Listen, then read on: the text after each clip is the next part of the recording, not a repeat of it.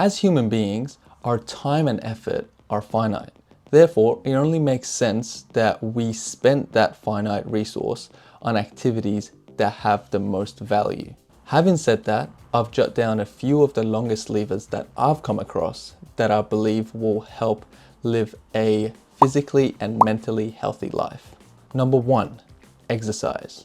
Exercise has one of the highest correlations when it comes to increasing lifespan and quality of life. Having a VO2 max that is elite, we would define that as the top 2.5% of the population, compared to below average, is a 5-fold reduction in all-cause mortality. Meaning the people in the top 2% are 400% less likely to die in any given year compared to the bottom 25%. So what type of exercise do we want to partake in to push us towards the top 2%? As recommended by Peter Attia, these would be strength training and cardiovascular training. Strength training has the benefits of increasing muscle mass, improving bone density, and also improving ligament health. Cardiovascular training provides similar improvements to strength training, but also it helps improve pulmonary health, increase cardiac output, meaning the amount of blood that your heart can pump with each pump, and also it makes your muscles be more efficient. The way it does that is that it increases the amount of mitochondria that exists in your muscle cells. Mitochondria, as you might remember from your high school biology class, is the powerhouse of the cell because it produces the fuel that our cells use, which is ATP.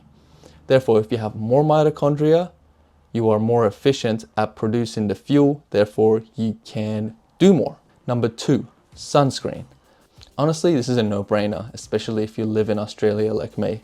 I don't think I need to go into much detail because everybody knows this, but a few of the benefits are healthier skin, less chance of getting skin cancer, and also looking younger for longer. 3, meditation. Practicing presence in my life has been one of the best investments I've ever made. When I've been practicing being in the moment, I can't help but notice that I have less anxiety, I feel more content with my life, and I feel more connected with myself, other people, and also nature. I'm a big advocate for walking meditation. What is that? That is when you just go for a walk and you start to pay attention to the stimuli that is around you, whether it is the sensation of each step or the noise of the stuff that's going on in the park or in the street, or just how the breeze feels on your skin. This is a type of divergent meditation, meaning you pay attention to more things rather than the convergent type that we usually consider as meditation, which is usually paying attention to your breath or counting your breath or stuff along those lines. The reason I like divergent meditation, like walking meditation, is because it helps me pay attention to more things, and I believe it allows me to experience presence a lot more than when I do the convergent type. And as a bonus, I feel like it helps with my creativity. 4, mobility. I mean, again, this one's a no-brainer because if you're mobile, you have less aches, less pains, you are less likely to get injured, and honestly, after stretching, you just feel like a baby. Honestly, I'm not gonna lie, this point is what I'm the worst at because I'm the most unflexible person that I know. But what I've been trying to do is implement around a 10-minute or so stretching before I go to sleep. The twist that I've put on it is rather than counting the seconds or distracting myself away from the uncomfortable sensation of stretching, is that I focus on my breath. So I try to take 10 deep breaths in each stretch, and this has a few benefits that I've noticed. One is that it kind of acts as a meditation experience, which like you're staying with your breath. 2, by taking deep breaths, you're calming your nervous system, which is one of the things that prevents you from easing into the stretch and gaining length in your muscles. Why? Is because your brain wants to keep you safe. And when you're stretching, you're pushing yourself past the point where your body feels stable. So what does your brain do?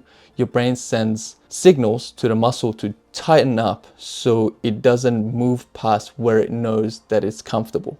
Therefore, by taking deep and long breaths, you're calming your nervous system and allowing yourself to ease into the stretch. One other trick that I've been using that's helped me a lot with easing into the stretch is using structural support. What is structural support? It's like using yoga blocks or any type of furniture that is sturdy enough that I could rest myself on or rest my hands on, that provides me with stability.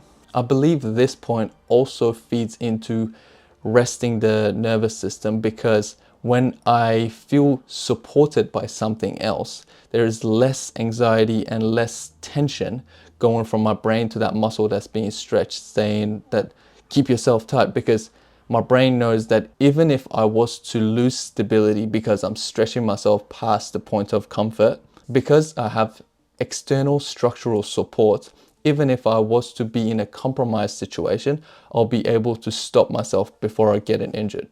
And now let's move on to a psychological point. 5. Reframing. For the past couple of months, I've been fascinated by the topic of reframing. And honestly, the more I think about it, the more aspects of life pop up that I think reframing can apply to. Reframing is practically deciding to look at a situation from a different angle, which is more positive and motivating. Let's say you're trying to do a creative work and you feel resistance towards it, which all of us do. Why? It's because you know that by pursuing that creative pursuit, you're going to reach a certain point that is past your level of competence. Therefore, you're going to feel uncomfortable and feel inadequate. Not good enough!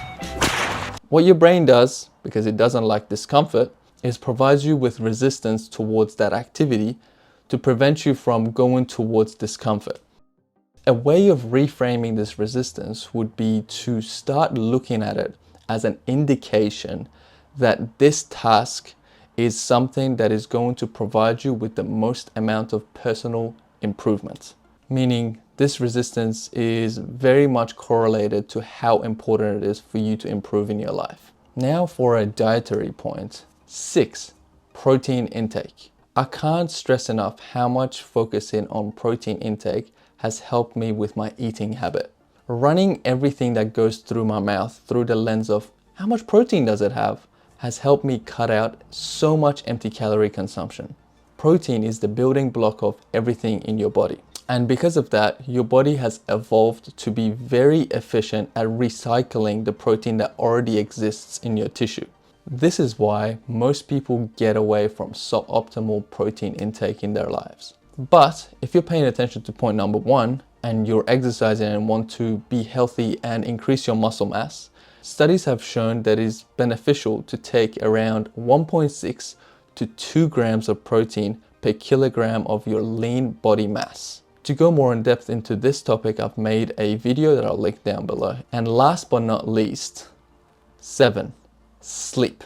Sleep is probably the longest lever when it comes to optimizing your life. It has carryover effects on so many aspects of life. Having good sleep quality can improve your mood, your energy, and your productivity. I've also made an in-depth video about sleep that I can link down below. But just to cover a few of the major points, you'd want to pay attention to your caffeine intake, your screen usage, especially at the end of the day, and also bright lights before you're going to sleep. That's pretty much for this video. Catch you in the next one.